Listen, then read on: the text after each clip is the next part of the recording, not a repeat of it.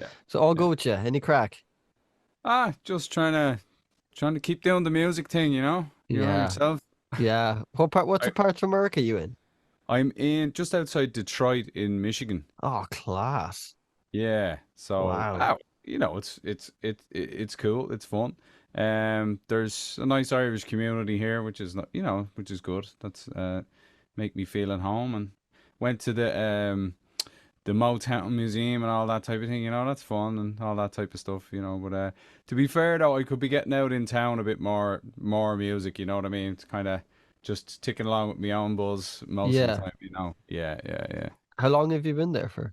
Uh, 2019 we moved over. My wife's Oh, American. oh well, that kind of helps. Yeah, yeah. Well, she was in Ireland over 20 years or so, so she's Oh, Irish as well. But then around 2019, we just decided, sure, why don't we see what America has for us, in terms of her spending time with her family, yeah. which has been great, and me getting into maybe some of the Irish festivals which we'd heard of, which yeah, which have been great fun as well and good. Kind of gave me a bit of a spring in me step again with the music, that kind of way. So Yeah, man. Do you think it's kind of do you think our Irish music in Ireland isn't kind of promoted as much as it should be? well, the problem is, I think there's more musicians than there is interest from Yeah. regular folks. Like, you know what I mean? The people in Ireland punters in Ireland are spoiled. Like, they can Yeah. just wander into any bar and hear a great singer sing, like, or player. Any open mic to be. Well, you have to listen to a few in the open mic, but still, you know what I mean. There's good talent there, and all them people are developing.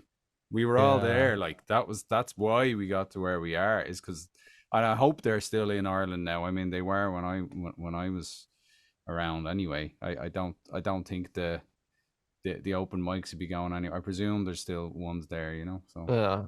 Not where I am. I mean, there's like the where are you? sea. I'm in Enniscrone. Oh, you're in Enniscrone. Yeah. Okay, Tiny okay. tininess. You and the mermaids Exactly.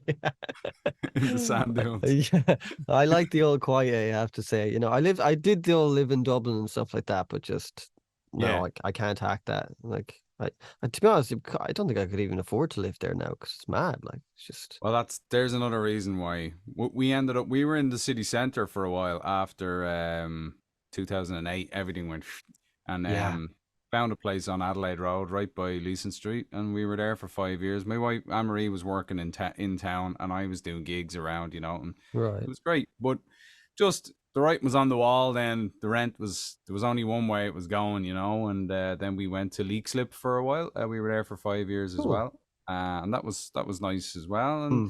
then we just had the idea, why don't we try America? So that's what There's happened. Yeah. there's a lot of people moving. Like the last few months I've been like, man, I was looking at like Austin, Texas, because I'm like, man, I gotta move out of here.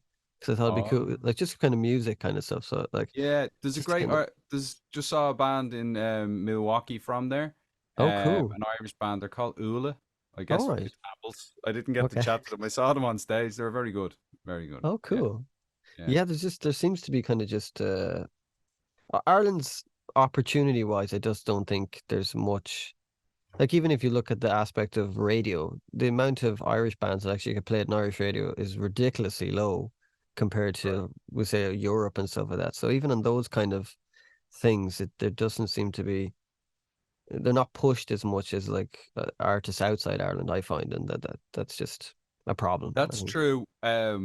Yeah, that is true with the radio and all. I mean, my wife Anne Marie listens to RTE Gold, for all the old stuff while she's working, and Okay. she loves it, like, But there's probably less than 10% of what's on there is Irish, but it's that's or these countdowns. They have countdowns on like Easter on special days or whatever, and it's like the Yeah. top Ireland's favorite, and it was just like, where was the Chieftains? Where was Yeah.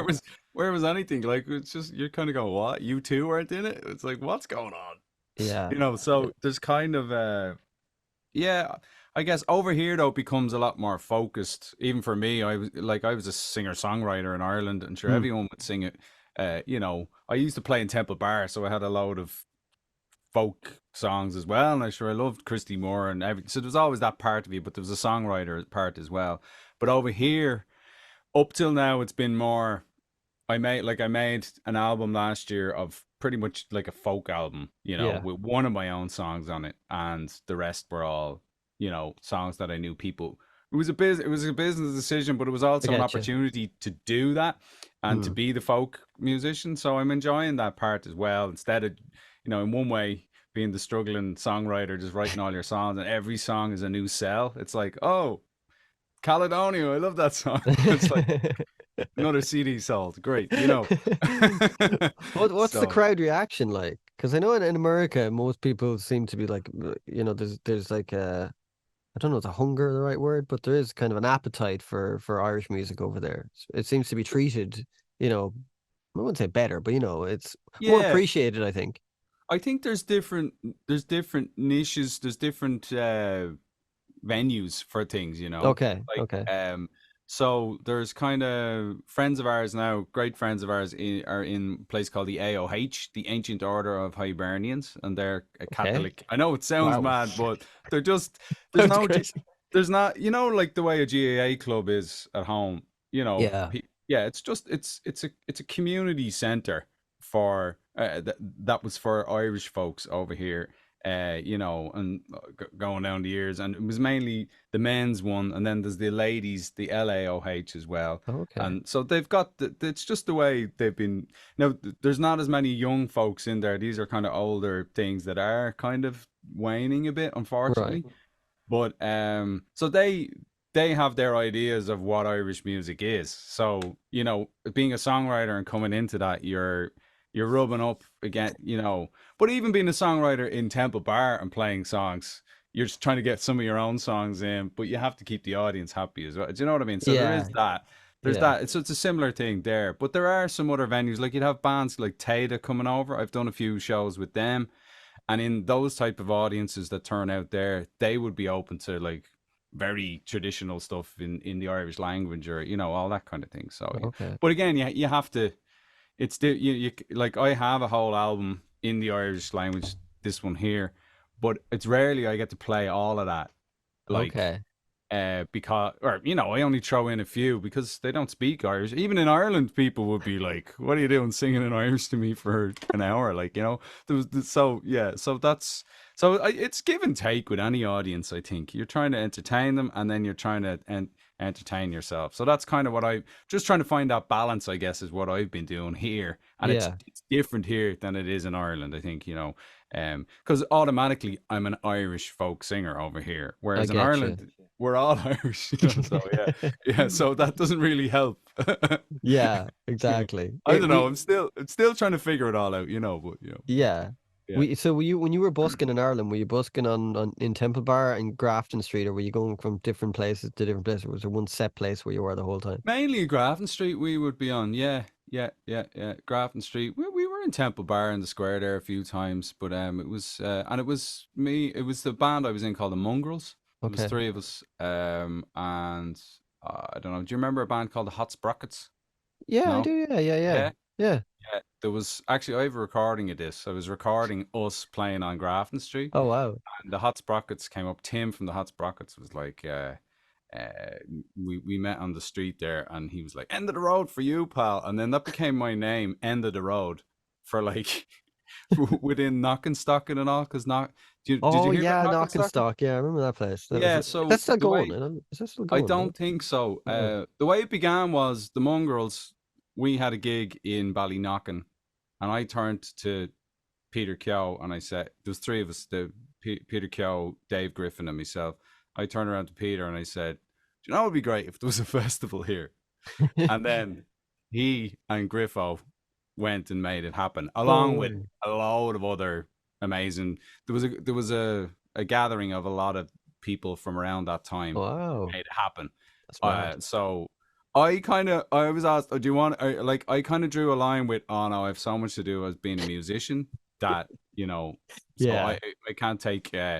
can't take credit for it happening, but I had the pretty much had the idea. So, Oh, but that's cool, man. ideas are 10 a penny, so people have to go and make it happen, you know. So, but that's Exactly. where all that came from. So yeah, we were the mongrels. We were busking on Grafton Street, and yeah, it was great. Actually, we were there one day when Glenn Hansard came up and said, "Would you mind stopping playing for an hour? Okay. We're shooting a scene from a movie here." Was that We once, were was it? it was, yeah. Oh, no way. It was the one at the top of Grafton Street where somebody robs the money out of the case or whatever. Jesus, Yeah, that's crazy. it was it was good. Yeah, so That's that's when we mad. were there. That gives it a time, you know. So My mate is their drummer, is the Frames drummer, Johnny Boyle. all right. What's Yeah, his name? Johnny Boyle. Johnny Boyle. Okay, Yeah, I'm he not sure about left, him. and then I think Brezzy or Brendan, whatever the fuck's name was, he came in, and then he kind of came back when they did all those gigs last year in Kilmainham and all those kind of places. So yeah, yeah, Ah, cool. Right, right, yeah. right. Yeah. I know I should have went. I didn't go to the gig, but I probably should have went. Would Get have been up pretty off cool. your arse and get down there. I know. I had mess. I was. It was funny because they were playing the Big Top in Galway, and I went to the Flaming Lips, and I messaged Johnny. He's like, "Are you playing here tomorrow night?" And he's like, "Yeah." I was like, "Oh fuck! If I knew that, Oh, I would have stayed." But sure, it's just getting well, accommodation in Ireland's a fucking disaster now. So it's just, I hear it's even worse. I was oh, hoping it'd dude. be all fixed by now, but no, No, it's no. brutal. Like there was a jazz fest in Sligo that me and my mate do go to every year, and just we couldn't even get a place to stay. It was like, go away, you know. So Right, you can kind right. of see why people are like, I'm just gonna get the fuck out of here because it's just like, which sucks because I love Ireland. I love it. I always thought I'd live here for the rest of my life, but I think it's just kind of, I don't know. Maybe it's just going through that kind of period and stuff like that, you know. So it's just one of Wow. those. It's If just there's one of nowhere those. to live, that's it. But like, I know.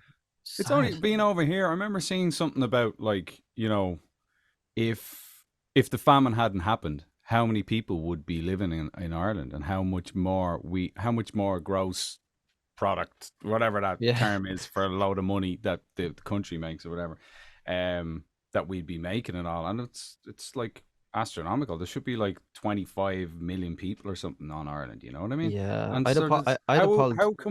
how can we not deal with whatever it is, five or six that is there? Like, Well, I think I had a politician on my podcast, and he from Fianna Fáil, and he was saying about, sure, Ireland had this many during the famine or pre-famine, and I was like, yeah, yeah, but we didn't have hospitals and schools and houses. You can't. It wasn't the same. If you have 25 million people here, they got to get healthcare. It's not like the yeah, same as so.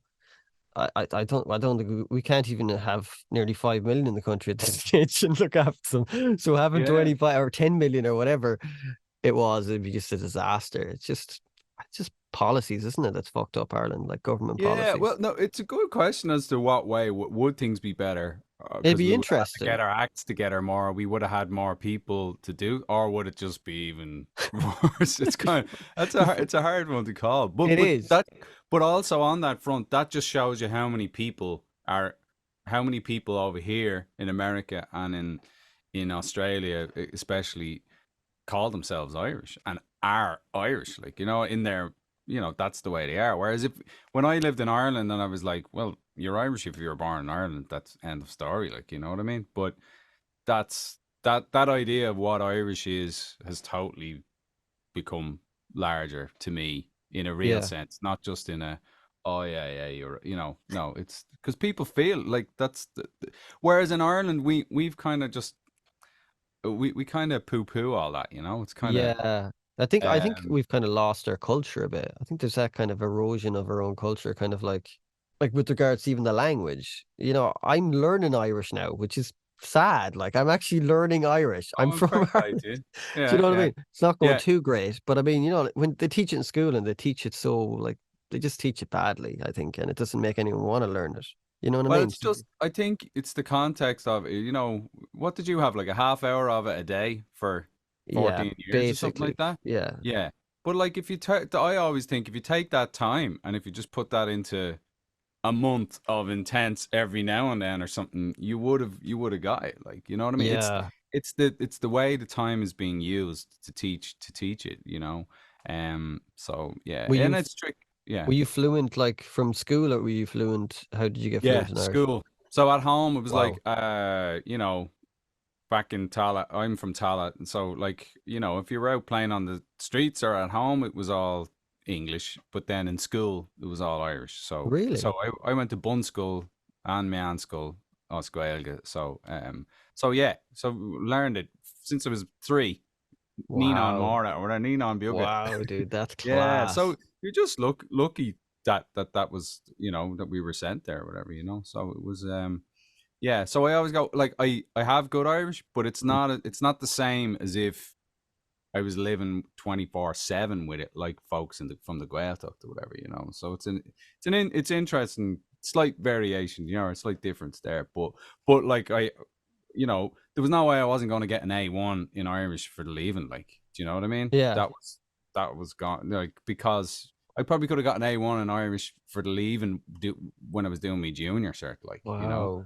because the level that they mark the leaving cert at, once you know the language, is pretty low. Like, it's nowhere near the same as English. English is like, I don't know. You have to Yeah. have some magical key or something to be able to. I never got English. How did you do with English?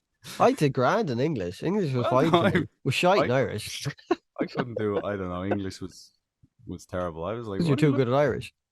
There you go. It was like to balance everything out. It sucks though, because like when try and tell someone who's 17 and 18, like, oh, to do Irish, or like, go away, I'm not fucking. Because there's kind of no incentive to do it for younger people. There's no like, we kind of, especially when I was younger, you look at it that way. Sure, we don't even speak it. Sure, I don't need it, which is such a stupid way to look at things.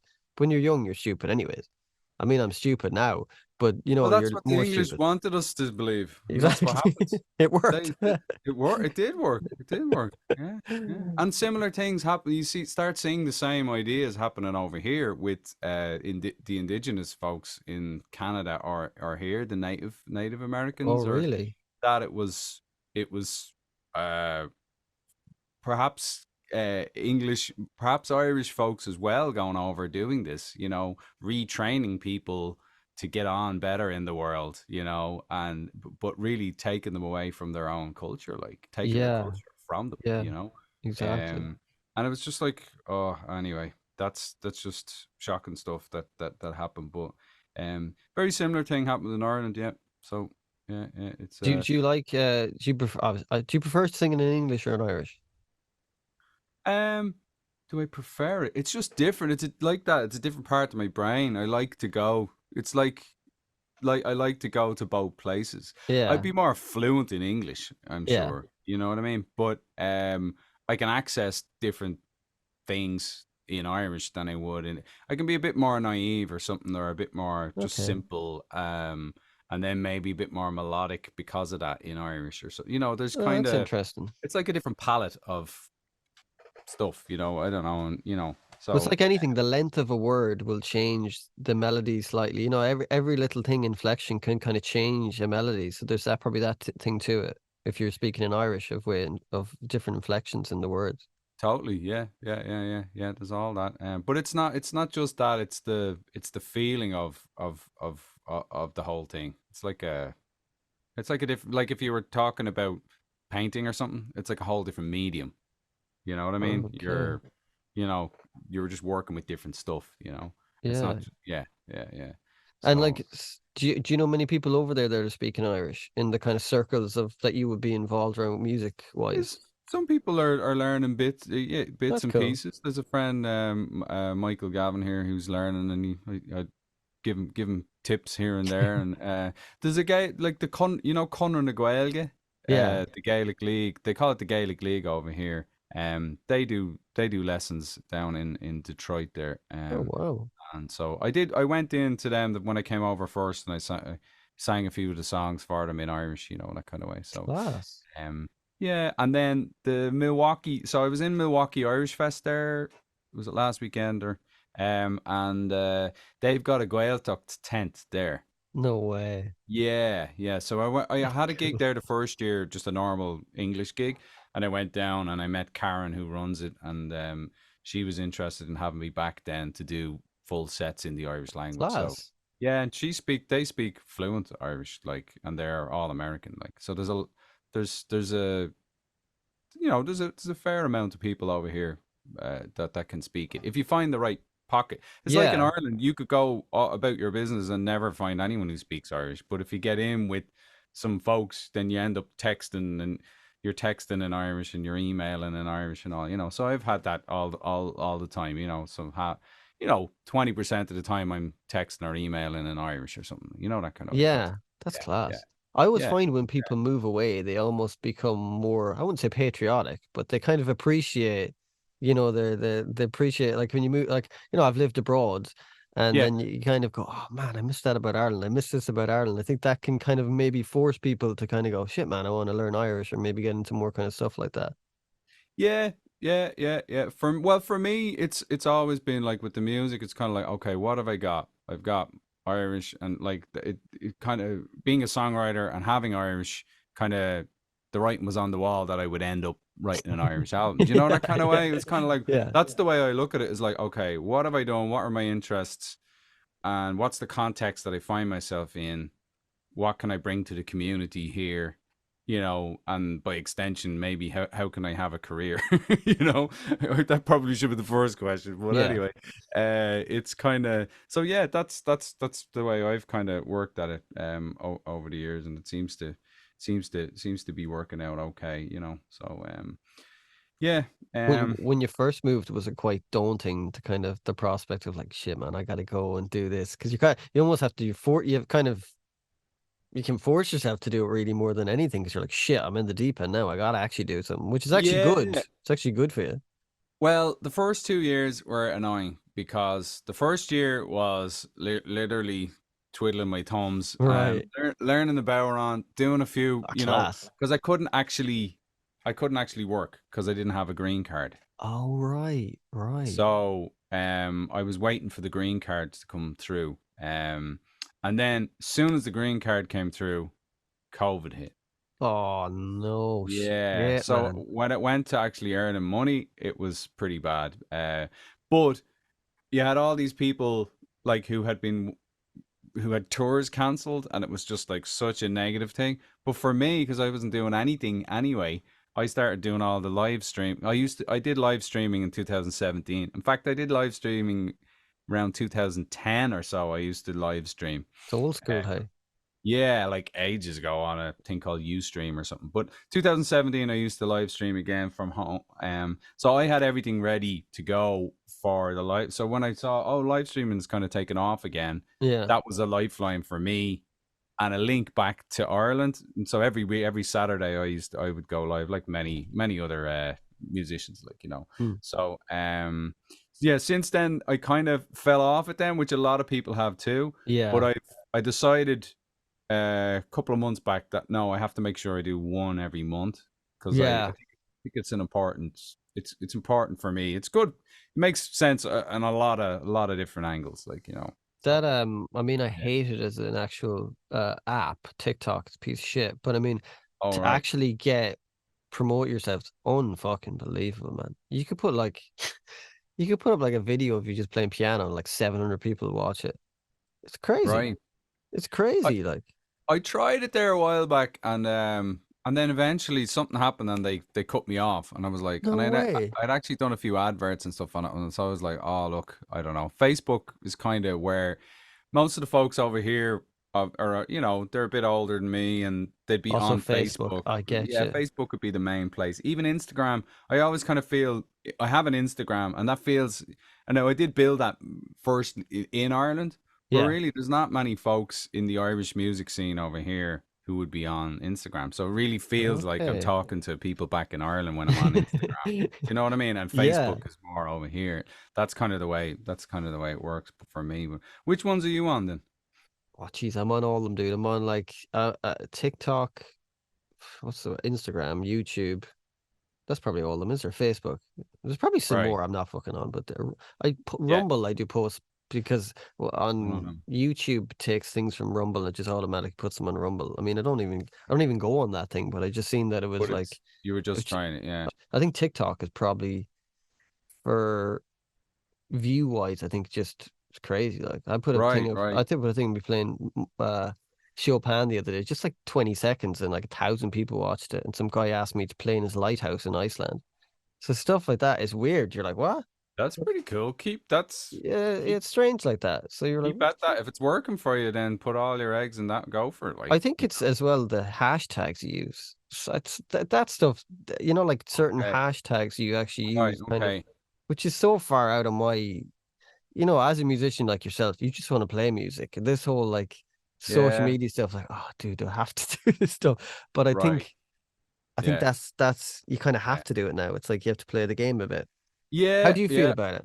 Well, this morning I just spent. So I did my live stream, and Mm. then I'm trying to do this thing where I take bits of that and maybe put them up. Because I think I have 100 over 100 live streams now. Not that I'm going to do Wow. this with them all, but I think going Mm. forward, I might try to repurpose what I had. I But get you. like trying to do that this morning and then rendering it the wrong way and then putting it up through Facebook and then it ends up tiny on the screen. And going, okay, well, at least I didn't make 40 of them that way. I was Yeah. testing it. I'm getting wiser, but it still takes a lot. Like these ones are in Irish, so I had to spend time putting the lyrics in Irish and the lyrics in English, and because I I want used to like people. write them all out and everything. And Well, I can do it. I do it all through Reaper, my recording oh, software. Reaper's handy. Yeah, yeah, yeah, yeah. It just takes time. That's we're complaining because things take time, but and then yeah, I don't know what it is because I guess technically it's kind of like a gig. You could do the gig with a guitar and a mic and you're done. But I have a pedal board and everything to make it better, and whereas the same here, you could just go live and go, hell yes, Yeah. sorry. Yeah. Yeah, I'll what's up? sing you a song, but like no, I have to have it going through my Reaper into my OBS, blah blah blah blah blah, and then so it's partly my own fault, I guess, but it just takes a lot of time to do these things, Yeah. and then to stay consistent with them when you're off doing a gig then and you come back and you go, oh right, there's so many hats that you have to be wearing that it is tricky. It's tricky stuff. It's the consistency, I think, that can be it can be hard because sometimes you're like, Yes. I couldn't be arsed doing that. Like it's like if you're Yeah. getting 50 million views a day, you're like, oh dude, I'll do video every day. It's kind of it depends on everything. You're like, oh geez, can I be arsed Well, I doing think this? it's good to get clear about why are we doing these things. We're not really clear about it. Half the time it's like, why we're just doing this to, why, like, so I think if getting clear about why you want to do it, if it's about getting a lighthouse gig in Iceland, then I'd love to do that. It'd be great, then crack. then go for it. That's great. That's your goal. That's always a weird thing. I always go like, why? Because if I can only speak for myself, but if I was doing music for money, I would have quit a long, long time ago. So you kind of have to ask yourself, why? You sometimes have that kind of thing, like, why am I doing this? Yeah. Yeah, yeah, I get you. Yeah, yeah, yeah. Yeah, there's easier ways of making money, definitely, Yeah, because you put And a lot like, into it. You put like yeah. you're putting Oh you. yeah, sure. I'm listening to podcasts about marketing and everything and just trying to figure out how to apply that to the music all the time, which is Yeah. always difficult. Do you find that like helps those podcasts to I get think anything so out of because them, or do you think? yeah, because otherwise, like for example, Instagram was total. I couldn't understand Instagram at all until I went and had kind of a guru kind of guy who's kind of just showing you how to do things, and you go, oh Oh. right, that's the difference or whatever. Or somebody who keeps up with that stuff so that you can just check in with them and that kind of way, and when you need it, because that's the problem, is staying up to date with all these different things. Yeah, there's um so many of them. yeah, but on top of all that, really the real work is like, it's a business. How am I going out? Have I asked enough people today, give me a gig? No, I Yeah, haven't really, yeah, and all this other stuff underneath is busy work, and some of it's important because people need to get to know you. If you go gives a gig to somebody who just doesn't know you, they're gonna go way out of that. So yeah. you do got to kind of let them know Network. who you are and all that stuff. Yeah, yeah, yeah. But there is that kind of, so that's what I'm trying to work on now for the last year or so, is a bit more. I revamped the website a bit as well so that it's a bit more focused and Hmm. not just sprawling with all my little interests and all. It's like, well, you've all these interests, but like, what is your offering as a, Yeah. you know, as a business, like to or as a as an artist to because it's what you can do, but you know people coming in are confused sometimes. From with me anyway, because I have a couple of different albums and different things I do. So that's what I'm trying to do is get a bit more clarity for folks on that end, and then have the get more courageous going out and getting festivals and more gigs and trying to find them nice gigs. Mm. There's a lot of pubs over here and stuff that I could be in, but I mean I've done that in Dublin, all around the Yeah. pubs and all, and that's grand. And I may end up going to some of them, to fill in and stuff like that. But um, it's kind of trying to find the gigs where there are people interested in Irish culture and are interested in hearing a new song, and I'll get more out of that too, Yeah. and hopefully I might get paid more for those type of ones as well. So that's my goal, is to find these sweet spots where I can bring something to the community over here that Yeah. they don't have so much of, because they do have the international acts coming in for the big gigs and stuff, but me being over here, so that's my kind of goal here, is to try and Yeah. make all that work, find where I fit in, kind of, Do you find it hard? Do you find it easy or hard to like network? Um, I mean, I'm not great at keeping up with people. Yeah. When there's so many people there, and you're like, I get you. okay, which person, So I'm working on that, But I think at the different festivals I've been to, you do meet people, and I guess that's what real networking is actually when you're somewhere and you meet people and you chat to them and get to know people, like, Yeah. So the so. festivals you're playing, like how big are they? Like are they purely like Irish? They're just all Irish festivals or Well, yeah, folk that's kind. festivals? No, I haven't really got into folk festivals yet. I've been to a few of these Oh, conferences. There's a conference called the Folk Alliance International. I went to that. that'd be a Uh, great place to play those folk festivals. yeah, and then there's more regional ones. It's called Farm. The one around here, it's the Folk Alliance Regional Midwest, because we're in the Okay. Midwest here. Right. So that's the one I've been looking at. That it's that's been meeting people and getting to know people in the folk music scene. And a gig or two locally has come up here, but I'd like to get in down that road a bit more, because there's kind of that's kind of more singer songwriter things. But even in there, I'm the Irish guy, so I'm still doing my Irish stuff as well. But it's kind of it's fine. It's good. It's good. Those things are good. So that's one angle of it. But the main thing, the main slot that I fit into is the Irish festivals. So there's been this year Motor City Irish Festival, which is a small one, but it's lovely. There's a few others around here as well. And then there's Buffalo Irish Festival, which I went to Wow. as well. That's at the other end of Lake Erie. So that's been really fun. And I've done that the last 2 years. And then there's Pittsburgh Irish Music Festival's coming up, so I'll be down there. Jeez, how many Uh, Irish festivals is there? There's tons of them. Tons of them, yeah, yeah, Wow. yeah. So Milwaukee's the big one. Milwaukee's the biggest Irish festival in the world. Why is that?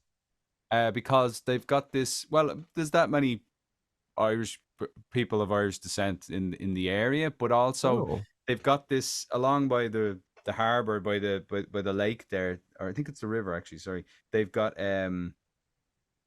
they've got what's called Summerfest grounds. So it's kind of it, it's not it's a permanent festival site with like wow. multiple massive stages. There's the Aer Lingus stage, which is one of the big ones. The Aer like Lingus stage. yeah, so they sponsor the No stage, or then way. there's the Coors Light stage, and there's all these big stages. Wow. So this year I got to play on a bigger stage than last year, which was great, and it was kind of down at the end on its own. So anyone who was coming down was there to listen. So it was perfect. That was the Celtic Roots stage. So Ah, that's cool. yeah, yeah. So that was great. And then I got to go up with Eileen Ivers. And do I've Mayo roots. Me parents are both from Mayo, Oh, what so part? the Mayo Day people. My father was from Kilshima, All right, it's close and enough here. my ma's from Ahamore, just beside Kilkelly there. Oh, cool. Yeah. So that's why we would go to Enniscrone. Oh We'd be down yeah. west like for the summer, and then it would be like go up to Enniscrone for the beach and pitch and putt and Where would you all that stay stuff. in the Scrone when you'd be go there? Would you stay in would you rent a place or would you stay in the hotels? I think at one point there was definitely a hotel, but there was on another occasion we were literally in the dunes in one of those kind of Oh, mobile the home things, caravans. the They're cool, caravans. man. They're fucking That was cool. fun. I think we were there for a week at one point. That was. Are they still there? Yeah. I mean, if you were there as a if you were there as a kid, my Yeah. grandparents used to own this hotel called the Alpine Hotel. It was this big blue.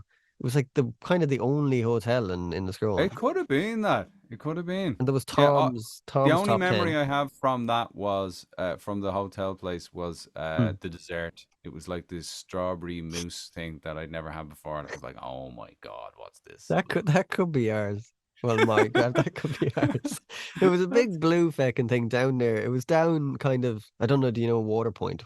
The Waterpoint's a kind of aqua park, but that was pre-Waterpoint.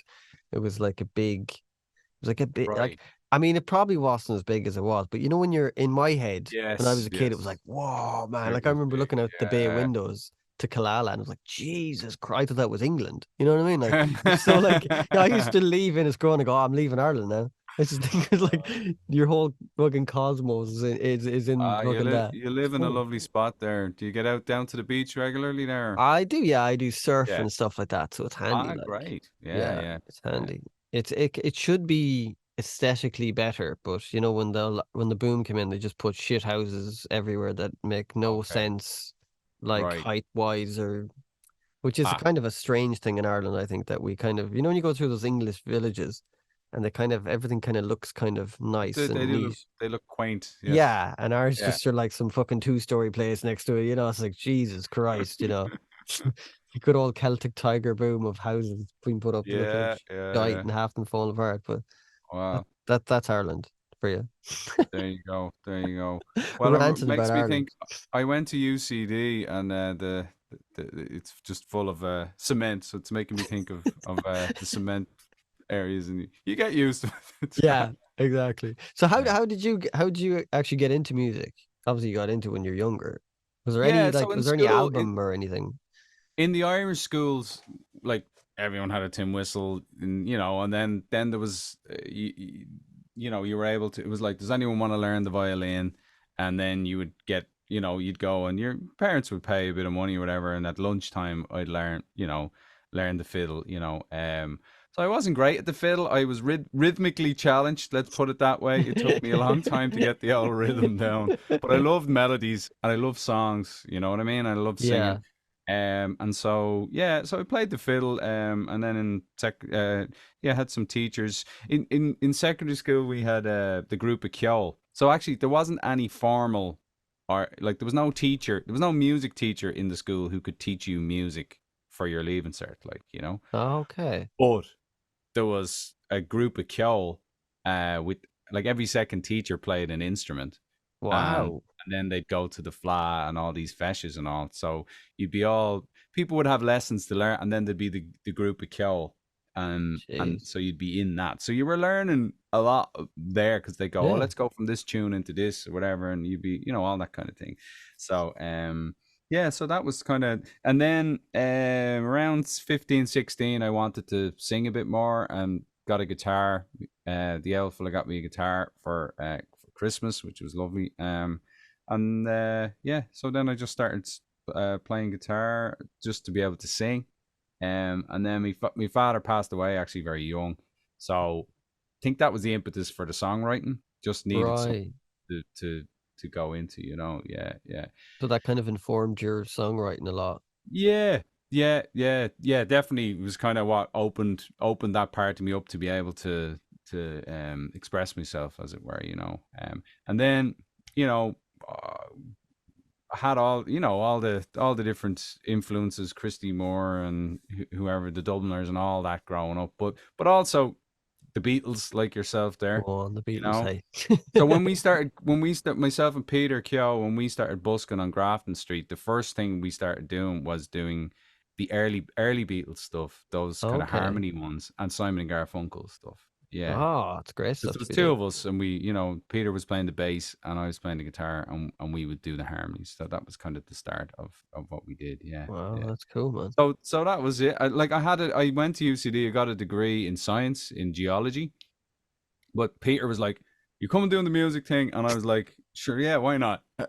And yeah, the science thing will always be there. It's still there, but I Yeah. probably won't be going back to it now at this stage. But so yeah, Yeah. Yeah, the yeah, old music can really take hold of you. It's like I always say it's a good thing and a bad thing, because it's a good thing because it's like something that means a lot to you, but it's a bad thing because it can kind of completely hijack your life when you kind of right. let it you know what I mean? You get It's a beautiful affliction exactly, or exactly. something. You can just get too caught up into it and you kind of lose sight of everything else, like, it's just which is weird because it's just noises or frequencies, but it's like just one of those things. You, Yeah, but I mean,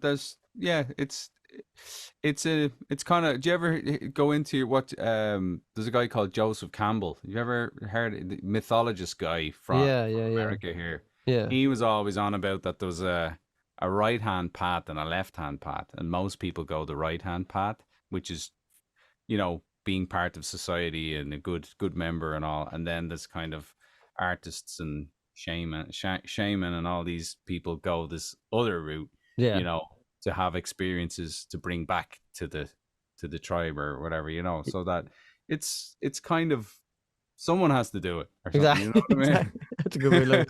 I think music though it's a very devalued thing.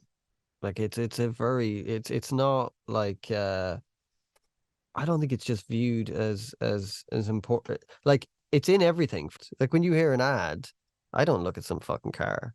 I go, oh, what's that song? And I think music is a Right. very devalued thing because you need it for everything. When there's a sporting event, there's music. When there's a fight, there's music. When there's anything, there's music. And it seems to be I just think it's very devalued. It's even you look at Spotify, like Yeah. that's such a devalued thing of music. Well, I think that's the whole, what do they call it? It's kind of the democratization of it all, that anyone can do it now. You can record, like I recorded an album on my iPad, and you could actually do it on an iPhone if you On your wanted. Like, iPad. Wow. yeah, well, I used my interface, but it was able to go into the iPad. Okay, what interface were you using? It's called the RME Babyface. Oh, they're good, man.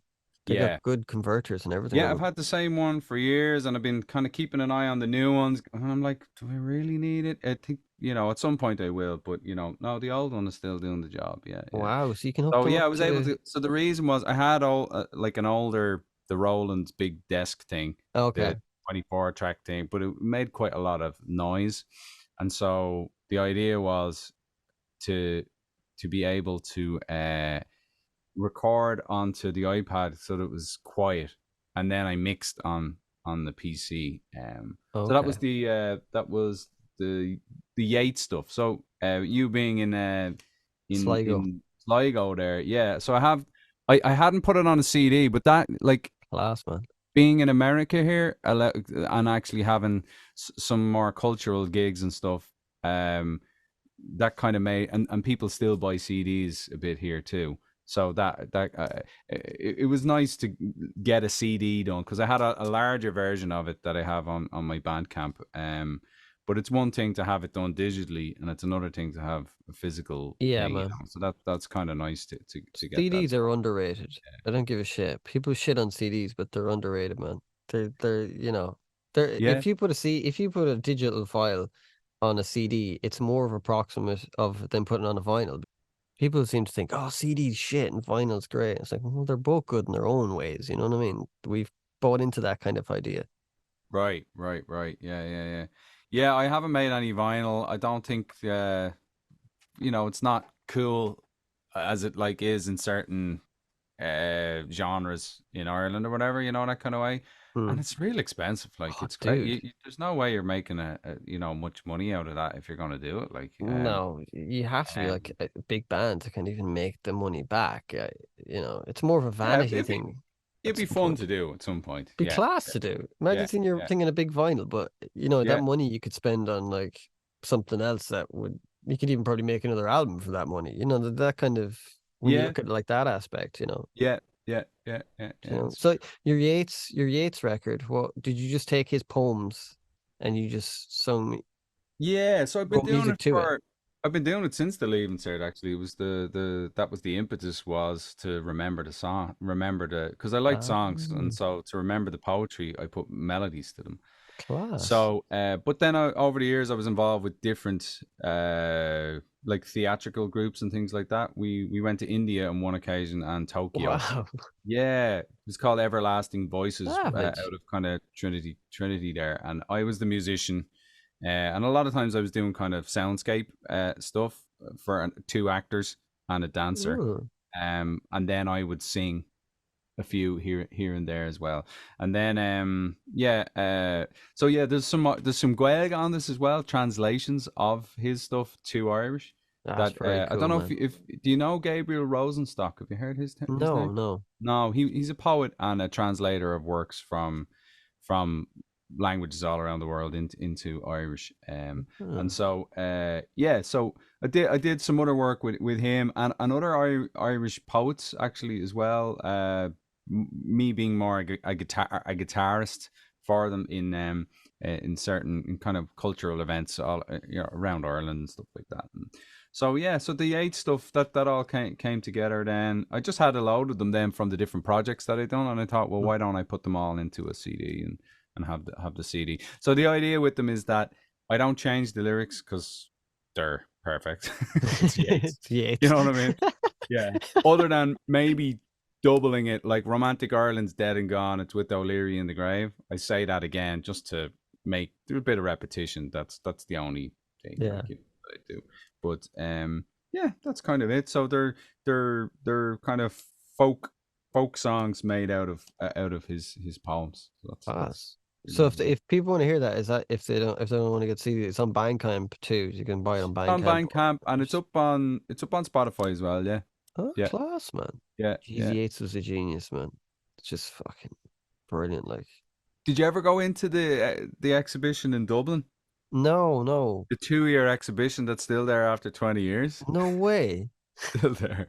It was Wow. supposed to be 2 years and then it was going to be Oscar Wilde or something, but it was just I don't know, it's great. So yeah, if you're ever down there, you know where the Doll is and you've got the Yeah. museum on the right, the library's to the left.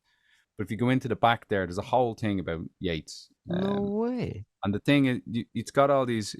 I remember, I think it was even before phones and touch screens and all. They had big touch screen plasma Oh, things wow. with That's his cool. notepads. So I know you're saying he's a genius, and he is a genius. He was a genius, but the thing was that he just worked a lot. Like there's a poem. I think it's called the Wild or not the Wild Swans are cool. I do that one. Cool Park, I think it was called. And which is in Galway. But anyway, the poem he was working on, I counted how many iterations of the poem he did. Like, because he would be blank sheet, and then it'd be like, oh no, that's all crap. And then they would highlight, the scholars highlight in bold the lines that he would keep. And then Oh, new page, and then he'd start with that. And then he'd develop this, and then most of that wouldn't make it into the final one. It was like 36 different wow. rewrites, or Wow. developments of the idea. And it's just like that's a lot of work. Like he worked hard. I think that's the and he was patient and he wasn't clinging to stuff. I get you. I would cling to things a lot more than that. You know what I mean? I wouldn't just let it go. How do you mean what would you cling to like certain Well, melodies or certain lines you write or just yeah, certain yeah, but all the above. Like, I mean, the lyrics, especially. Like, I think the fact that he would start with a blank page each time and then be okay about going, well, what was my favorite? Just discerning what's the gold and what's I or the get wheat you. from the chaff or whatever. Whereas I would probably write the thing. That's all pretty good, and it's a Google document or something. And then if I want to change things, I'll change things in there or whatever. But I'm not starting again fresh with a blank sheet. And Uh, do you know that kind of way? And yeah. I think the Beatles had a bit of that too because there was less. You could write things down, obviously. Do you know what I mean? But you know, the, is early on, especially they didn't have recording devices, so they had to remember all the melodies. So I think that Yeah, forced them to get good melodies as well. yeah. Um, Do you find sometimes because I do this, it's like you're singing a song and you sing some sort of lyric and it doesn't really make any sense, but it's stuck in your head and you can't really get rid of that actual lyric. So when you go to write something else, oh, that doesn't kind of sound right. You're kind of stuck with it. So I know that happened. That right. happened. Not Graham. What's his name? Damon Albarn when he wrote that song too. Like I got my head shaved, but it's more like All he's right. made no sense, but he's like every time he tried to rewrite it, he was like, this doesn't sound. Doesn't sound No, does right. that ever happen to you? You kind of get stuck on a lyric and you're like, fuck it, even if it just Yeah. sounds mad, like. Yeah. Maybe I'm not that fluid or as fluid in that just sounds would come out. Like friends who'd be like that, and I think that's pretty cool to be able to have that kind of thing, you know. But it'll be just lyrics that could be better, and but that Okay. you don't kind of get back to it and change or whatever. But um yeah, I don't know. Did you see the? I presume you saw the Beatles Get Back Oh, sessions. so good, dude. It was, That wasn't was it? so good, man. I was talking to someone on the podcast about it before. I said, I love that part where Paul McCartney's playing Strawberry Fields on the piano. And you can tell, like, Lennon's behind him and he's like, is he? You could tell he's like, kind of, is he listening to what I'm saying? Like, I thought it was just class, man. Just the little moments of them talking and stuff like that. I thought was brilliant. Like, Right. because the Yeah. music is amazing, but it's Yeah. just it was like something you had never seen before of like, and the way they cleaned up the dialogue with the AI and all that was fucking, I loved it. I Yeah. loved it. What did you think of it? Yeah, I enjoyed it. Again, I was kind of taking similar things out of it than I was with Yates or whatever, you know. To me, I'm kind of looking at their processes and how are they doing this? And again, Mm, it's having patience. You were saying, you know, do you ever have that? You know, it's like we get impatient and we go, "Ah, it's fine." It's like, yeah. no, it's not. What was it? What was yesterday had a different thing in it. What was it? Scrambled Or eggs. scramble it. It's not scramble. Yeah. It's You like, can't go with scrambled yeah. eggs. Okay, what is it? And then just, you know, and then iterations of it and all, you know, and then being having that not letting the paint dry on it, you know, and still Exactly. being open to it changing. I think that's where the magic is in terms of going from being an okay writer to being a really good writer, you know, that Yeah. kind of way. Because I feel I'm in the, I feel like, oh, there's a key there I'd like to be able to unlock, but probably, you know, perhaps haven't yet, you know, that kind of way. So, yeah. I think that it's to be kind of, when you can sometimes when you write songs when you're younger, you go, that's good. But then you kind of get older, no, man, I could like, I could change a key here, or I could, you should always try and find ways to make your own stuff better, to kind of force yourself. Like if you look at those old songs like Cole Porter and stuff like that, like just the way they would change, like even like certain modulation. And Brian Wilson was just amazing for modulation, just these key modulations that make the song so more interesting than something like, like modern music is like the same four chords. You're like, it's just Right, that boringness right. of it. It's like to kind of do something different within that. You mightn't get there, but just to kind of force yourself and to not do something that you would, because we always have certain things that we go to. There's certain kind of ways if you write, when Right. you write music that there's certain things you're Yeah, more I think there's comfortable a with. push and pull with that though. You don't want to feel like, oh, I need to be doing like because you've developed your own style over years. So you're doing that, but there's a certain you've created this whole by doing that multiple times. You've got Mm. this kind of world you live in. You know, you want to have a style that people go, oh, you know, when you hear Van Morrison, you go, that's Van Morrison. You know what I mean? He's not trying to do stuff like he's not trying to break out of being himself, like, you know what I mean. Yeah, So I think what you were talking about is like that's explorations into who am I and where am I, you know. It's yeah, like yeah, yeah, developing yeah, yeah. yourself. But and maybe for some people you would continue that forever, whatever, you know. But like I think there could be a time where you can just relax into what you I have, know what you mean. Yeah, you know what I I know mean, what you and mean. just not be second guessing yourself either all the time, you Yeah. know. That's another element of it too. But I get like you don't want to just if you did that on day one, you never would have got anywhere. So right, I get you. I'm just always going, how can I kind of make something better? Even if it never gets better. I love people who like that. I love Bowie because Bowie just was like every album was different. It was like everything he did was just Right. completely going in that path of like not that you will always repeat yourself at some point, and there's always that weird dichotomy of making something that's just like a country song, it's just a great song, but then Yeah. making something that's kind of crazy and not crazy for the sake of being crazy, but like pushing yourself. There's always that kind of dichotomy of like making something that's simple but then pushing yourself. I don't know. Do you ever go through that kind of thing? Yeah, yeah. Like when like the last album I did, actually, well, the last one was the Yates one. I did two last year. This was another one.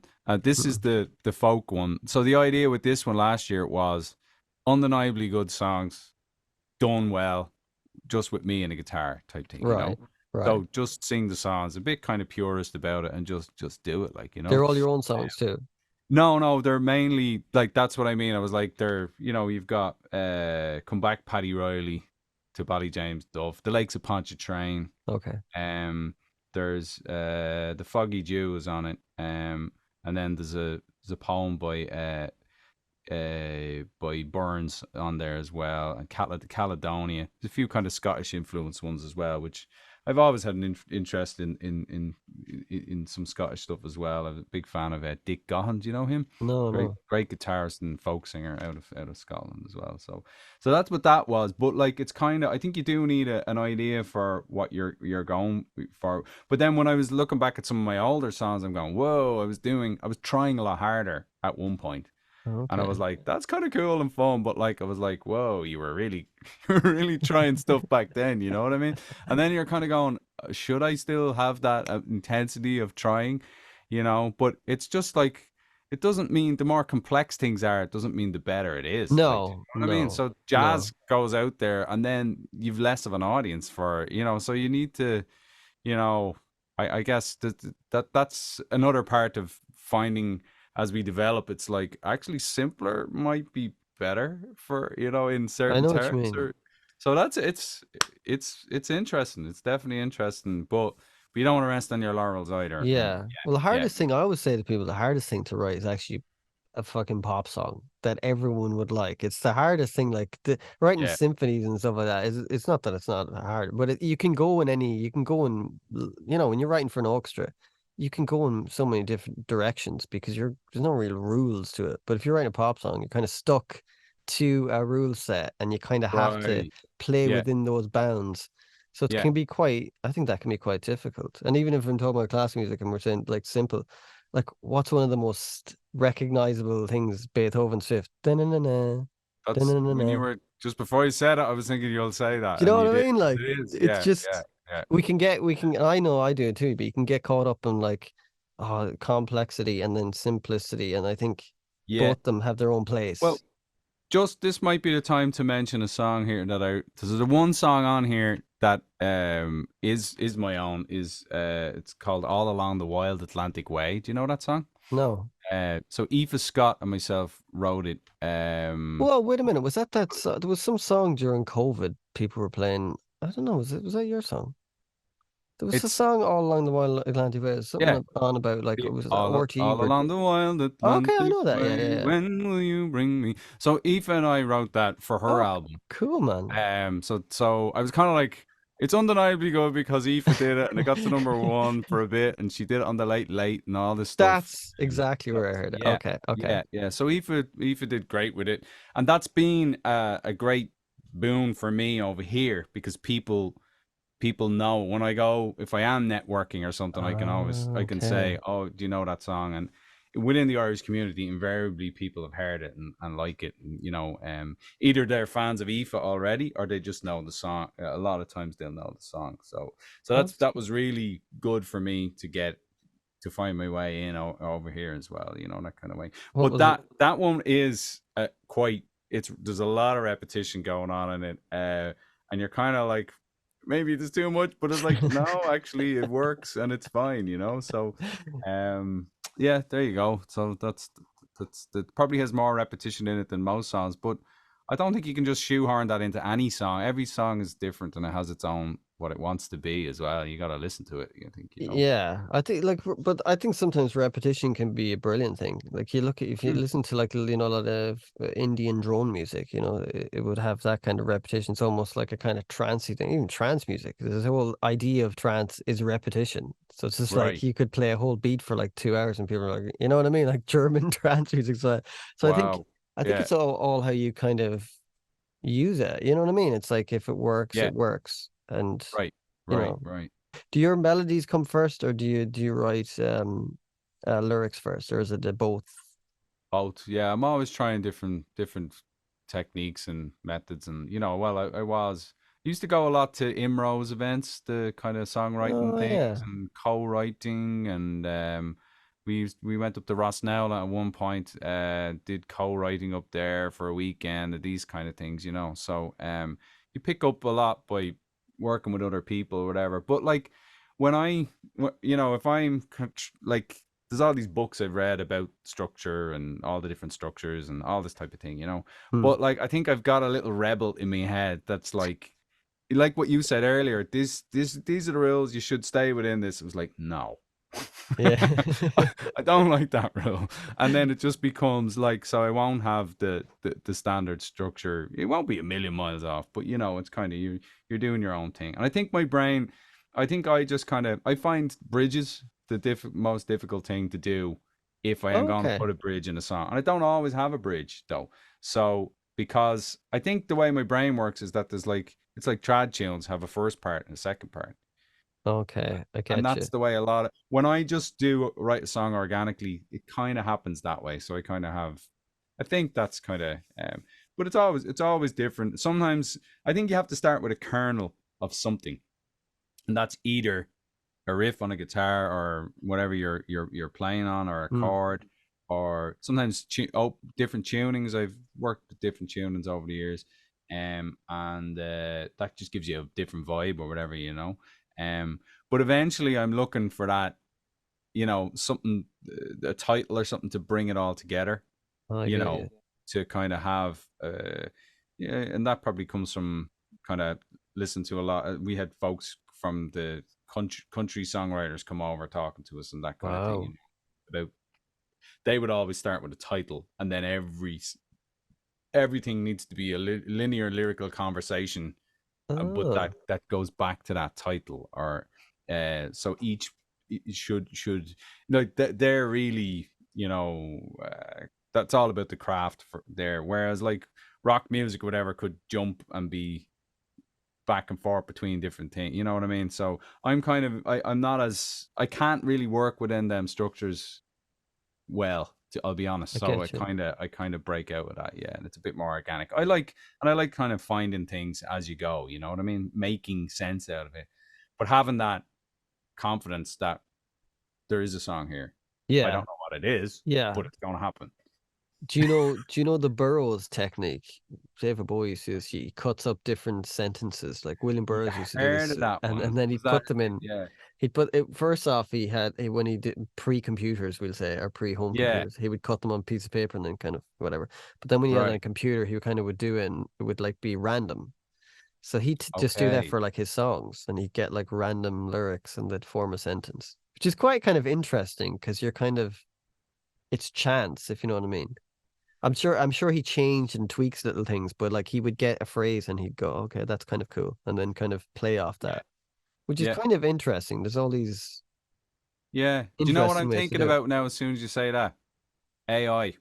it. Yeah, yeah, Because in a sense, you could ask AI to do something, and then you'd be like, "Oh, I'll take a bit of that, or I'll take a bit of that."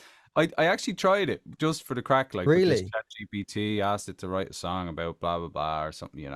Uh, it was okay, but then you're trying to get it to do other things. So I was trying to write a song about Vikings, and then it was doing all this stuff really, and I was like, nah, nah, nah. It was just an experiment because you want to Yeah. try these things out, and then eventually when I did go and write a song about it, it was very minimalistic, you know, down a river on a longboat, uh, you know, just just a few sentences, and Mm.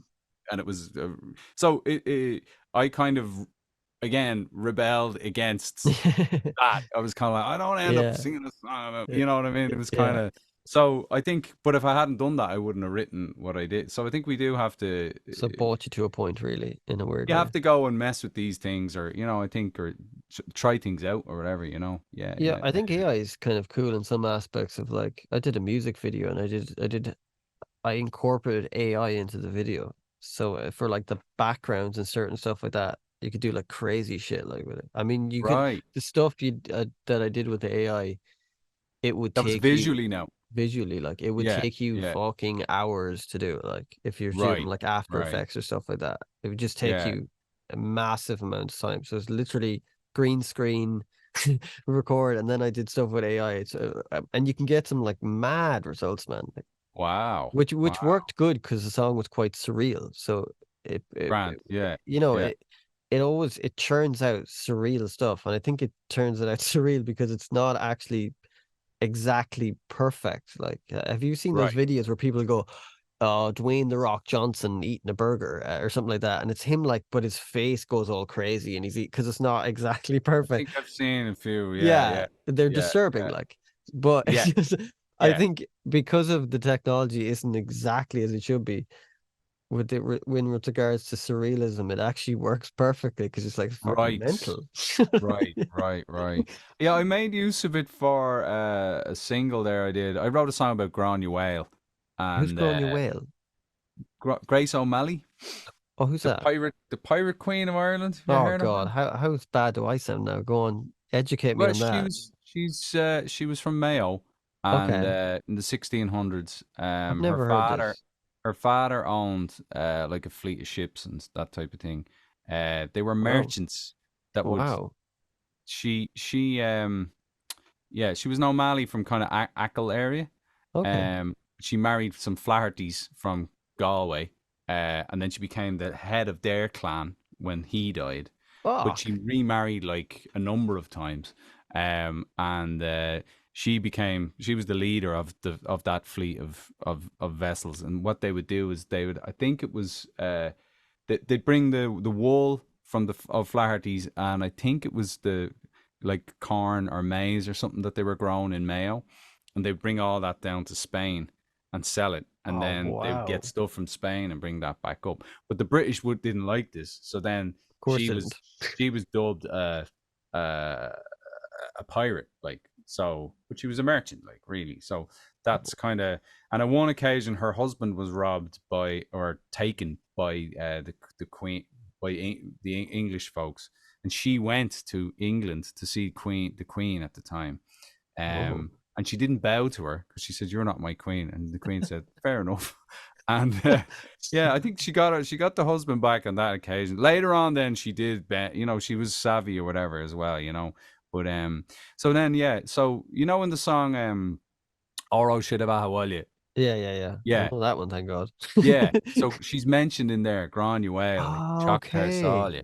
So she's was seen by Patrick Pearse as being the spirit or the soul of Ireland because she was actually Irish and she had power and this that kind of thing. So he was calling on her spirit to kind of take Ireland back for the Irish, as it were, instead of Ah. trying to rely on, because they used to try and rely on the Spanish or the French who were Catholic against the British who were Protestant and all this type of thing. So Mhm. that Mhm. was kind of a thing that was going on there. So I ended up writing a song anyway, just about Granuaile. But anyway, getting back to AI, I asked AI to give Yeah. me photos, like it was like Granuaile, because Moyle, there's a couple of reasons why she might be called Granuaile, and one of them is Moyle is the word for bald, and one of the stories is that she uh, when she was going on the boats first, her her father said, "Oh, you can't get on the boats. Your hair will get caught in the rigging and all." And she cut off her hair then in defiance, A and badass. yeah, total. So so then I was asking AI to make this kind of different versions of what she might look like. Oh And so I wow. did about, there was about maybe 13 or 14, and I put them all up on Facebook and asked people which one is growing you well, like, and then that was the single the single cover, like, Oh, that's class, man. Yeah, it was fun. It was a fun project. So yeah. So There you when go. you're writing like that song, is it the story kind of can obviously inform your. Is it good to have a story, to just inform you That more what than what anything? made me write that was Yeah. that exact thing about oh my god, she cut her hair off just to get on the, like, that was the point at which you, Yeah. as you said, badass. That's when it happened there in a very young person to do that and to have Mm. that inner, have that fire. That's what made her who she was, and it's that kind of spirit you need, as well. So that's what that's what made me write the song. Yeah. I actually was in Ireland at the time, and I had Nice. COVID. I'd gotten COVID, and I Oh, was feeling sorry Jesus. for myself. So I was kind of like calling on her spirit to. That was kind of the deal there. But yeah, stuff like that happened. I wrote another one over here. When I went to Buffalo, we went out of the at the end of the festival. There's a great family band here called the Byrne Brothers, Okay. and they're young lads and their parents as well. But Tommy, the father, who's from Dublin, he was like, "We're going to look at the boat in the morning. You're coming out," and the festival was all over. I was like, "Okay, what boat?" And so we go over to this naval park where they've got these old naval ships, and there's a big shamrock on the side and on the deck of one of the Ah, ships brilliant. called the Sullivans, and we're like, "What's going on here? What's going on here?" So the story was there was five fellas from Iowa, but they were Irish. Their parents, were of Irish descent, Hmm. and they after Pearl Harbor, that's when America went into the World War II. They joined up because somebody they knew had died in Pearl Harbor, Hmm. and usually they would split people from families up so that they weren't together. But they said, we stick together. We want to be together, or you get five of us or none of us, kind of thing. So they said, all right, well, we'll take all five of you. And so that was their motto: we stick together. And then inevitably the ship got torpedoed by the Oh, Jesus. Japanese in the Pacific. Yeah, so the parents then had lost all. So it became a big deal, and it was it was a big deal in America at the time or whatever. And so they named a vessel after them then the following year. And Ooh. there's a current vessel that's named after them now as well. So when we were walking around hearing the story or whatever, Tommy said, "Enda, you should write a song." I was like, okay, so I did, but if he hadn't said that, I probably wouldn't have. So I wrote a song called "We Stick Together," the Sullivans, and has their names in it. And that was more of a research project. It was kind of Yeah. like, got the booklets. The the the the chorus came fast. I had that, but then I had to go home and do my research to make sure I got the story right and stuff like that. It's kind of And, like you're saying the country guys have like, like they start with a title, like you got that we yeah, stick together. Because yeah, everything does kind of inform, it does inform the way you kind of will go from things. You know what I mean? If you have a title, you're kind of playing everything up to that title, if that makes sense. yeah. It gives it all. It means you're not wasting time messing with other things, because you could spend a day writing a song and then come up find a good idea, and Yeah. really that's the name of your song. And again, it's like Yates. Then you should just take that and go, right, now I'm going to write an actual song. So it's kind of, yeah. Some people say, like, there was one guy, one of them guys, he was like, if you don't have a good idea, go back to the bar. you know I mean, serious, like, you need a good idea, like, before you start. Otherwise, you may as well be in the bar, like, or whatever. Or the Cole Porter guys. Those guys are like, how does a song start? With a phone call. Yeah. It's Yeah. like, Sinatra needs a song or whatever. Do Right, you know what's do you going know what the on with him? mad thing about Sinatra is, like, most of those are one take. Like, those vocal are just one take. Wow, Like, yeah, he do you was know what I pretty. mean? They're Yeah, fucking yeah, incredible. Like, and plus yeah. He they did. had ribbon mics back then, so they had to. They were kind of automating themselves. You couldn't go too close to ribbon mic because you'll if you sing too loud or loud burst will split the ribbon. So you kind of had Right. to, maneuver the way you are and play off the orchestras. It's just incredible. Like, Yeah. incredible. Like Yeah. the technique, that's kind of a thing that we kind of lost, is a lot of technique, because there's none of that. Everything's like fix it in the mix. You know what I mean? It's Yeah. Yeah. Yeah. Yeah. And that's that's what I always feel like as a folk singer, singing on the street, without a mic and having to, you know, belted best out kind of. reverb in the world is Yeah. Grafton Street reverb. That flat back off the far wall. But and then, same thing in a pub. People are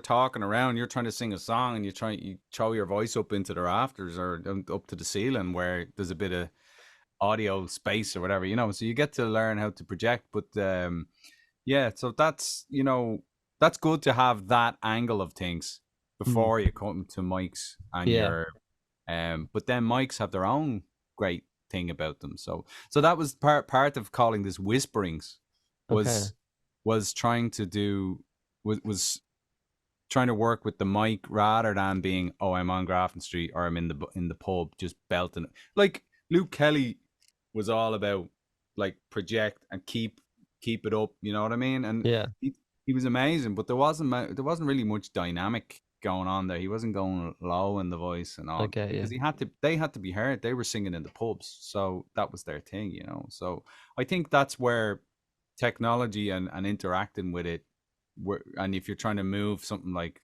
traditional music forward, you gotta, I guess, you know,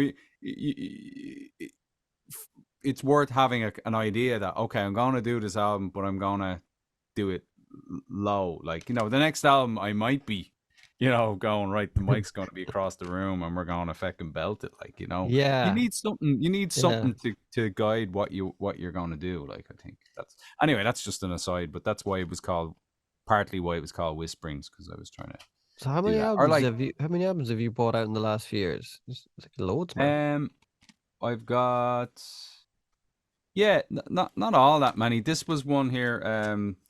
There's a few of my English ones. I do need to do Cool. another one. This is called Where the Sweetest Waters Flow. So I've 4 or 5 there.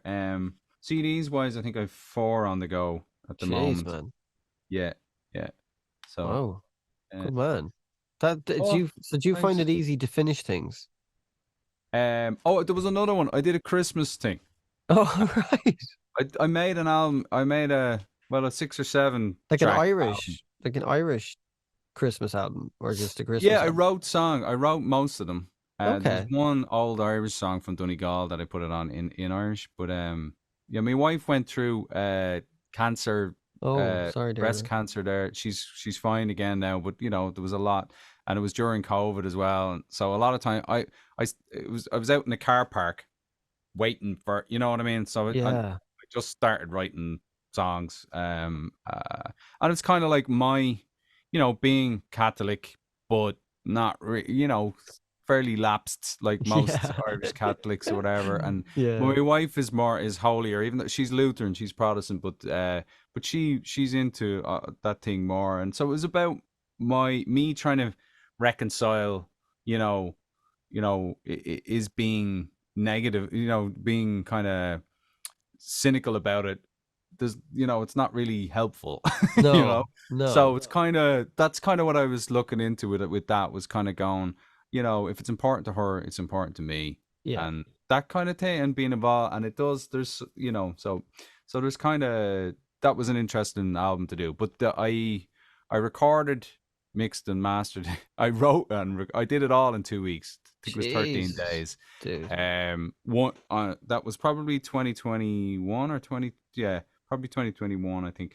And then the following year, then for Christmas, I made the CD. Then, so yeah, yeah. Did it So did it make you more religious? they make me more religious. Yeah. Uh, no, no, no, no. I think it just made me understand where that I respect it, I that get you. I Yeah. that Yeah. that it's there's something there, that should be respected, but it's and that there's fun to be had with it, and it's Christmas, it's Santa, and it's all, and yeah, yeah. And I tried to keep them fairly simple, and so I'm not sure actually. Now I must have a listen back and see, are they really cringeworthy, or that kind of way. It's kind of, with a project like that, you just go for it and you go, well, we'll see how that's going to fare out. Christmas songs are fucking great. Like they're just, I love Christmas music. You know, Have you you know, written some? yeah, I have, yeah. Yeah, I wrote like few. I wrote yeah. one put one out 2 years ago, but I get half. It's kind of split, so half the money goes to a charity for homeless Ah, people. very good. So whatever Yeah. it was called Christmas in the Cold. It was a cheesy song. It's cheesy, but and then another one I wrote last year is about Santa taking LSD, but I didn't put that one out. But I had this idea of like Santa taking acid and he's tripping. But anyways, I might put that out this year. But yeah, I like it. But the funny thing is that Irving Berlin, he wrote White Christmas, and All right. he could only play F sharp. He could only play in the F black keys. And so Okay. he had a piano made for himself that you would pull a lever and it would change the pitch of the piano. So the piano would move up a semitone. So he could, Wow. if he would play, so he'd play F sharp and then it'd be obviously G. But Right. but he could literally, this guy that wrote like some of the best songs ever could only play an F sharp, only black keys. And I just thought, wow, that's just crazy. He wrote like that. Well, it And he just wrote, shows you that the songwriting, like, there's some people who are great songwriters and they don't play any instruments at all, like, yeah, yeah, So, yeah. so it's a different skill altogether. Oh, it is, yeah, yeah. Yeah, And I yeah. thought he would have been some like really great piano player because Cole I Porter's get a you. great piano player. Yeah, You know what I mean? yeah, Because yeah, there is some voicings in there that are quite interesting. Like I think he might have been a bit hard on himself, going, "I'm a shit piano player." But like, come on, like White Christmas. That's Well, just it's hard to, because again, like, there's that song, like, when doing covers sometimes, like I do sometimes do a cover of Crazy, that. I think you're Crazy. crazy. Oh, that No, one. Oh, I'm crazy. Oh, the Willie crazy. Nelson Oh, what the song? Willie Nelson one, yeah, It's but a I great don't think song. he wrote all them mad chords that you'd hear in the I get you. other. So do you know? I think the melody and the lyrics are one thing, but then those kind of, you know big band creations, with all the diminished and all those cool chords in there, may not have been the songwriter either. I get you. Maybe. But then it's the same thing. Is that the hook is the best thing. Crazy. You can't, you know what I mean? Like Yeah, that's the yeah, hook. It's a yeah, simple yeah, thing. yeah. Going back to that kind of Oh thing. no, that's the goal. Like, yeah, yeah, yeah, yeah, That's yeah. it. Like that's just the goal of the song, and then you can kind of put all these like little interesting kind of things around them and stuff like that. I don't know. Totally. Do you know the Beach Boys very well? I think I have Pet Sounds there somewhere, but I wouldn't Pet know. Sounds, bro. That's so fucking good. It's But good. Yeah, yeah. there's a song called "This Whole World," and just the way Brian Wilson modulates is so, because I think he was so great at modulation in the fact of like a good modulation is something that you hear it and you go, you don't even notice it until someone goes, "Oh, he modulated." Right, You know what I mean? right. Because like sometimes Yeah, key yeah, changes you can hear them, but a yeah. great key change is when you don't even notice it and you're like, it Right, just adds right. something. And I think he was such a loads of people were great at doing that, but just in that we were talking about that kind of era of like 60s, 50s, 40s, whatever. Yeah, He was yeah. so good at that, just fucking just so good. Pet Sounds is just, man, that is Yeah, such a great I record. must go and listen to it again That now. is just like Yeah. that's one of my favorite records ever. It's fucking genius shit, man. I love that fucking stuff. What records before I let you go are mean a lot to you? Um, I've they're kind of, yeah. Actual records, yeah. Like, there's one by Dick Gahan that I was talking about earlier. It's called A Handful of Earth. Okay. That was 1981, and just a load of. He's just such a great guitarist. He plays in Dadgad, and I've ended up in Dadgad, and I mean, I can't play like him. Or there's some amazing. I'm good at what I do, but Yeah, there's other styles around it like that are just amazing. Like, some folks are.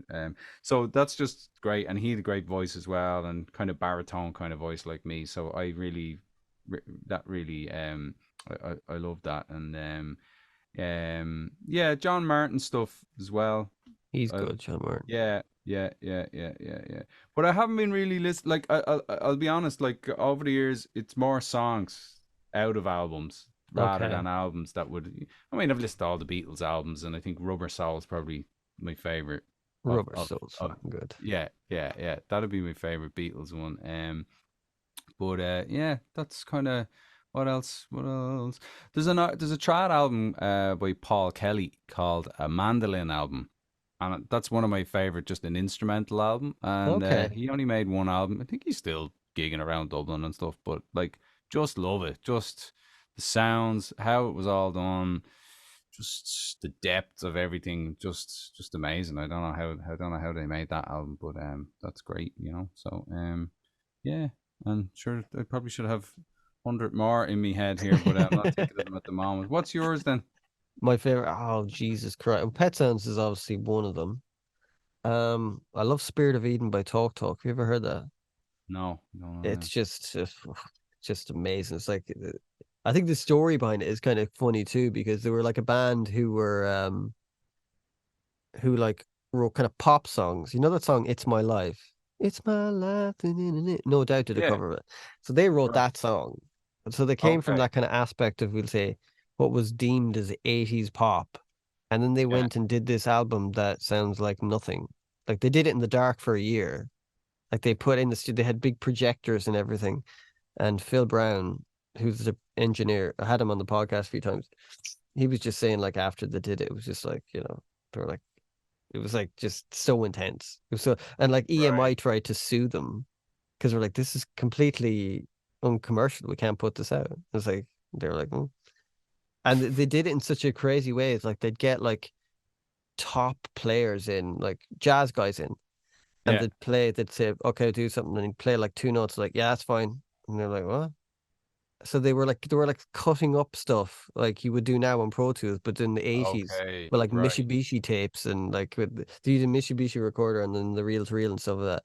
But just the sound of it, it just sounds incredible. And I love loads of jazz and classical music and world music and obviously the Beatles. So there's just Yeah. Yeah. like an endless kind of this too. I love albums. I'm a kind of album. I love concepts, like concepts albums. Right. So, Right. Right. that's why I kind of, yeah, albums more than anything I would be into. Guess what I saw in the cinema yesterday? There's a local cinema here, and they show old movies and Oh, everything. go on, Fiver in, it's great.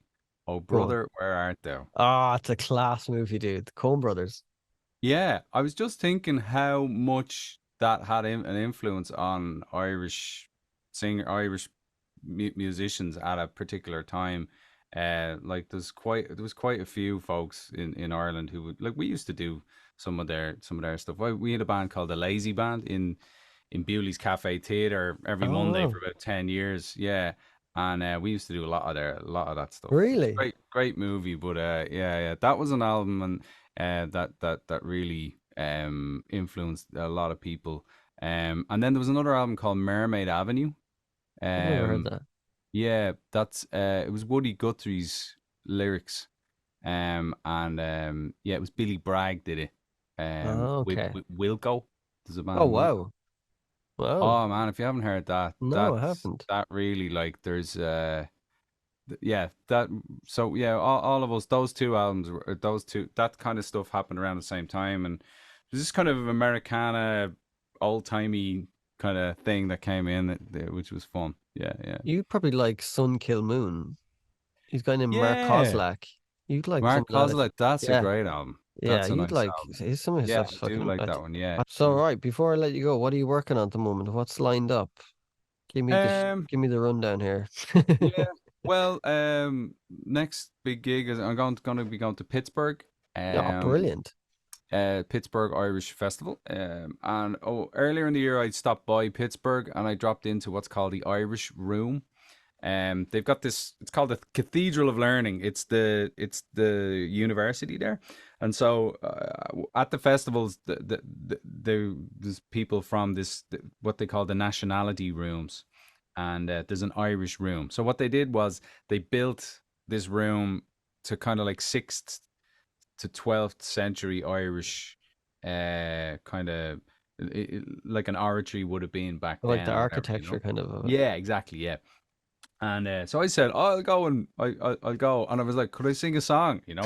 And so they organized somebody to come with a camera and stuff. So I did 3 songs for them. Ah, cool. So I've had two of the videos have been out already. So just before Pittsburgh now, the third and final one's gonna come out. So that was a fun project to Yeah. do, you know, just to kind of yeah, to hear what, because it's just stone and wood, the whole room and stuff, you know. Mm. So that So was what the fun. acoustics must have been interesting in there. Yeah, yeah, quite lively. Pretty small room still, but nice. Just the right size now. Very very good. Very good. That was the whole idea. I was like, I want to see what this sounds like Yeah, exactly. because I like reverb a bit too much now, even at home. But you know, when you're in there, there's no getting rid of it. You know, so that's good. Yeah, yeah. So Well, that's that's it. And cool. other than that, musically, I've a load of songs that there's quite a few I've written that you know I'll be releasing as singles. I think in the next while, and there's an album of original.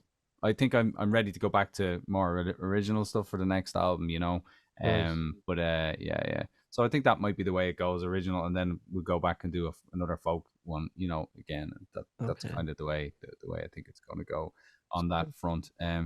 Trying to keep up anytime things like that happen again, like with the ship being on the ship. I went back there the following year and I sang the song, the Sullivan song, on the deck of the ship, and I made a little video with That's that. interesting. So just trying to see what ideas come and then bring that to fruition, you know, and to Yeah. kind of bring it to its logical conclusion, kind of thing, you know. So that's kind of what I'm trying to do. So hopefully there'll be more YouTube videos, but as well, and live streams. I'm doing one every month. So I just talk shy here and have the crack, you And know. where can people find those live streams that you're doing? Yeah, actually I've got on my website, endareilly.com, ENDAREILLY.com. And on there, if you just go to the live stream area, there's a pretty much there's a playlist. It should have the one that just went, or it'll kind of have the next one lined up. But if you go to the right top corner, you can kind of scroll down through all the ones that I've done. So Okay. they're you know they're I get to just mess here and you know do an hour and a half of live stream and chat to people in Ireland. It keeps me connected with Ireland as well, and so Yeah, it's that's great. cool, Yeah, man. yeah. I'll put all your links you want in the description, the Grand. Bandcamp, Spotify, anything you want, just Yeah, fire me an email over lovely. and all Yeah, that. I'm on all them things, and yeah, it loads of on my YouTube channel as well. I've years worth of recordings. Yeah, there's one you might like. The most popular one is a version of REM's Night Swimming. No, I watched that. Oh, you watched that, did Yeah, you? it's very good, man. Yeah. Yeah, I Ah, like cool. that. Yeah, I that's watched a few my videos on your YouTube. Yeah, it's cool. sweet, sweet. Thanks very much. Yeah, yeah, yeah. Yeah, So that's the most popular one there. So that's a great song, isn't it? yeah, I love it. Such a Yeah, good song, man. They had some good yeah, songs. They had some yeah. good songs. Yeah.